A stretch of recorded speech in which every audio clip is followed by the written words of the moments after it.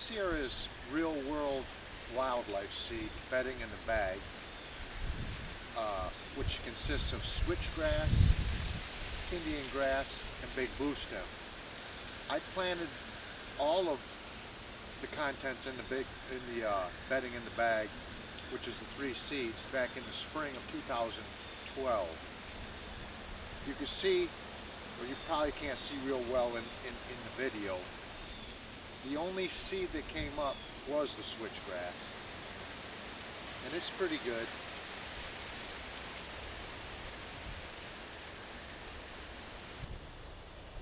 This is Cave in the Rock switchgrass that I planted in the spring of 2004, May 2004.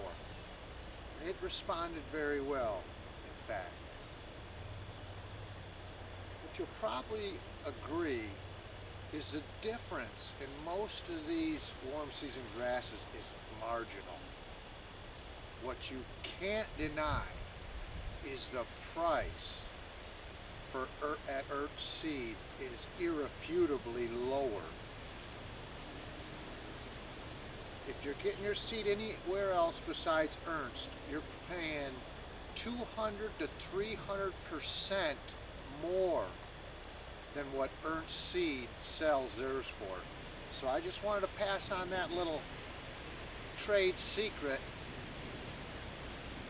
See how these wildlife seed distributors come back with that, as they always seem to care so much about the consumer.